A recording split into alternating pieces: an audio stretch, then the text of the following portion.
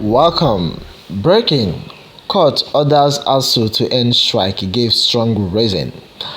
On this note, the striking universities lecturers ASUU have been directed by the National Industrial Court to return to classrooms nearly 7 months of a lecture boycott. On this note, the Industrial Court sitting in Abuja gave the verdict on Wednesday, being September 21st, noting that the national interest is at stake.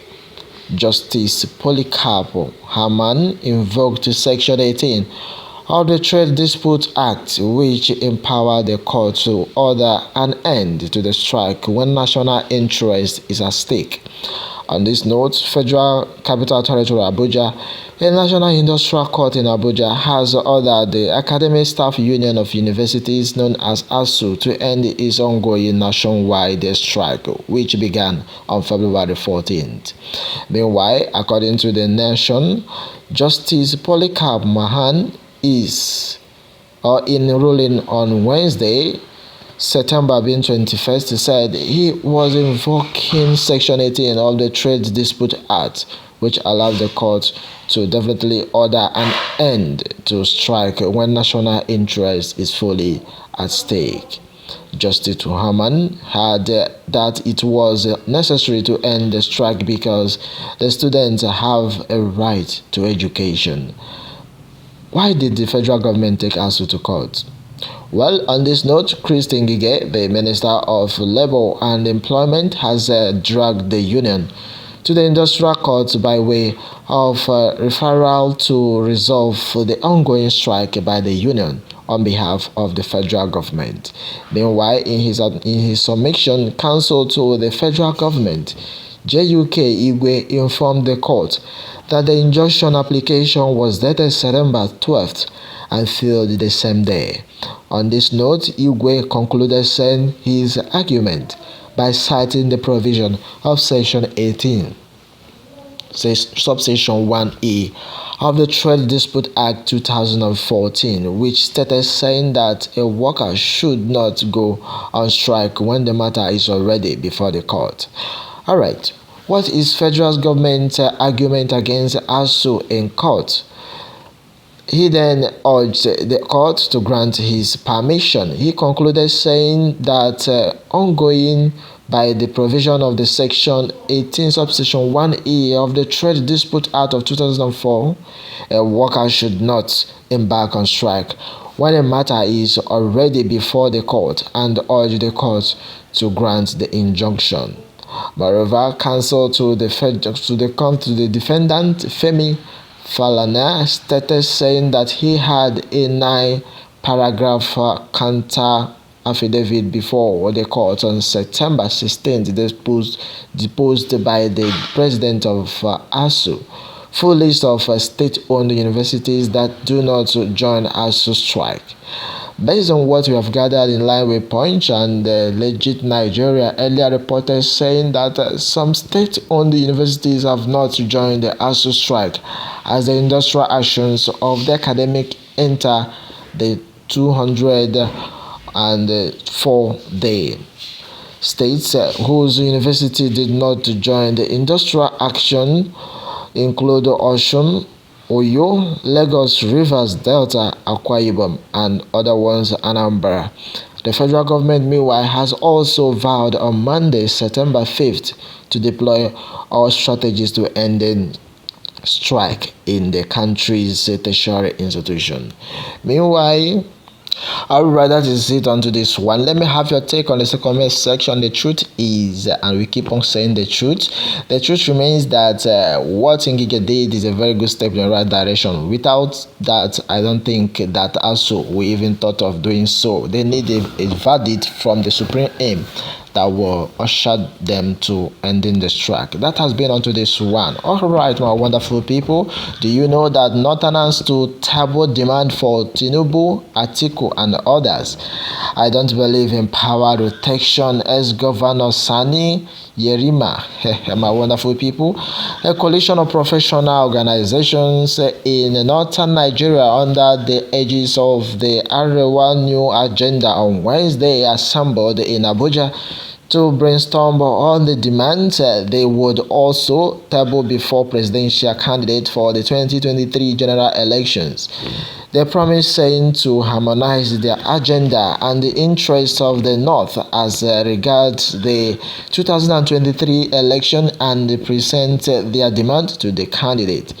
They articulated their agenda in Abuja during the opening ceremony of the conference organized by ANA, I beg your pardon, in collaboration with Arewa House with the team building strategic imperative of the Arewa agenda. On this note, the presidential candidates of the 2023 elections include ASUU Bola Ahmed Tinubu, All Progressive Congress, Alhaji Atiku Abubakar, People's Democratic Party, and of course Peter Obi, Labour Party, and Rabiu Musa Kwankwaso, New Nigeria People's Party. That is coming shortly during the conference. A former governor of Zamfara State, Ahmed Sani Yerima, told journalists saying that the conference would definitely or will also look at the candidates contesting for other positions from the northern perspective and see who has the capacity and the competence to address the problems of the north. Meanwhile, he also saying that what Nigeria needed in 2023 as it comes next year is a good leader that should be president for all, adding that he does not believe in the power rotation. Alright, that is coming from Yerima, as Yerima continued to say that the conference is an event organized by a forum of people of various disciplines in the north to harmonize an agenda that will be presented to politicians aspiring to the president of this country. He further said, we believe we should come together and say this is our problem and this is the solution we are proposing for the candidate that want to govern this country, Nigeria. You say, as she said, that you can see we have many political parties including APP, NMPP, PDP, and Labour Party, and each of them has a candidate. So, our one new agenda is saying this is the agenda for the North. Before now, there were other agenda, but now events have changed. That is why it's called the new agenda. Based on this, it is about looking at the candidate that will pursue the interests and problems of the North and how to resolving them. We are going, he said, to discuss the matter that we will harmonize the interests of the North as regards 2023 and we will present it to the candidates to see how they were resolving them. Alright, we continue to say we are looking at other candidates from the North perspective and see who has the capacity and competence to addressing our problems. An Igbo man should be a president not because of where he is from, but because of his capacity. Likewise, a Yoruba and Hausa man. Based on that, my wonderful people, that is why I don't believe in this power rotation. Even the Constitution does not provide for power rotation competence. Based on this, my wonderful people, the convener and the coordinator of Arewa New Nigeria and New Agenda, Senator Ahmed Abubakar Malahidi, said that the organization was collaborating with Arewa House, the Center for Research and Historical Documentation Endeavor, in their capacity as the repository and the custodians of our northern history, past and present. Alright, meanwhile, he said, we are here today because, among other things, the North is in a quest for continuing development for which we are looking forward to fostering and the required environment that will enable us to surmount the marriage of challenges facing the region, some of which are clearly extensional threats. Alright, Arewa new agenda is also obvious of the fact made in the past to address the challenges confronting us as a people of the North, where the northern Nigeria has a landmass of over 58.3 million hectares, out of which 82 billion or 82 million is arable land, more than two-thirds of which is in the north. Okay, Nigeria has an animal population of 34.5 million goats and over 22.1 million sheep and 19 million cattle. The larger population of these are constructed or concentrated in the northern region of the country. In addition to the innumerable animal and the mineral resources, favorable climate, youthful population, and other available potentials. 7 states in the south: Akwa Ibom, Ekiti, Abia, Eket, that of Ebonyi, Imo, Anambra, and Lagos put together have a combined landmass of 39,141 square kilometers, which while Niger State alone has nearly twice that size, with over 76 and 363 square kilometers. Wow. Well, this example is not a comparison to impress anybody, rather it is a statistical data to provoke a rethink of why should a region this in those remaining poor. Some more than two-thirds of Nigerian land in the north of Nigeria. It is quite evident that the north hold the key to food security. The fight to end hunger and malnutrition, and therefore the way to sustain agricultural-led growth to combat hunger. Well, the truth has been that the one new agenda is saying that this fact must not be lost on anyone who become president come 2023, and that has been the agenda of Peter Obi. Therefore, it must be known that we need to ensure that our issues articulated above needs to be solved, and the guarantee for that happening is when our own people who understand what needs to be done are in the right places to get this done. We demand that this must be negotiated as we go towards the 2023 general elections.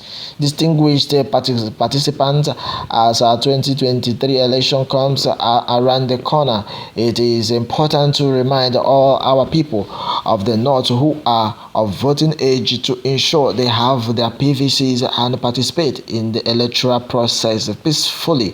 I further call on you to refrain from hate speech and peddling fake news. My wonderful people, the Arewa New Agenda have said a lot and have posed that it is time to restoring our industries, put our people back to work, fight poverty, and is ravaging the north, and open doors of opportunity for our youth to restore prosperity and promote the causes of peace. Onto this, my wonderful people, the Secretary General Arewa have a consultative forum. Murtala Aliyu said that the region must, he said, refrain his confidence and negotiate with the country's political leadership to ensure its speedy development. He also meanwhile regretted saying that for long leaders from the north and the pursued narrow and personal interests are against the interests of the people of the area.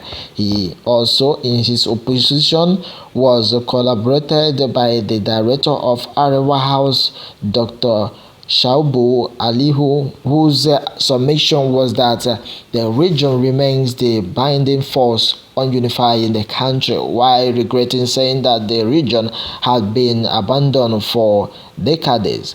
Alihu pointed saying out that the area can comfortably compete with the rest of the world if its agro sector is developed. Alright, on this note, my wonderful people, in her speech, Dr. Sumaya Hamza, retired permanent secretary and special advisor on social investment to Governor Simeon Lalong of Plateau State government, urged the leaders of the north to brace up for action rather than the usual rhetorics. She said this same time for rhetorics is past. Now is the time for action. Arewa has to reinforce I have to refocus and give Nigeria the needed push to move forward as the region determines who becomes the president. Nigeria, he said, especially the North, is endowed with huge resources. Unfortunately, what she lacks is a teamwork, and we need to indicate this attribute that put or that build advanced societies into ourselves. He further continues to say, as she said, that the North has learned enough lessons to allow it to restated or to re-strategize for future generation. My wonderful people, without wasting much of your time, I'm Zach. Meanwhile, lamented the refusal of the northern region to carry women and youth along, insisting that the women of the region must make themselves relevant while advocating for equal opportunities for all, including persons in living with disability. Hamza said, noting and nurturing our political seedlings is a collective responsibility, and it must, he said, be done in unity. A brother is coming shortly from Hamza. She have already said wonders, and the truth has been that this kind of Arewa, they are all united, saying and most implementing their wish. And that has been the forum so far. Well, let me have your take from the comment section, my wonderful people. Please kindly share and tap on the subscription button and on your notification button. Please support us, and the Lord continue to bless you. Thanks and God bless.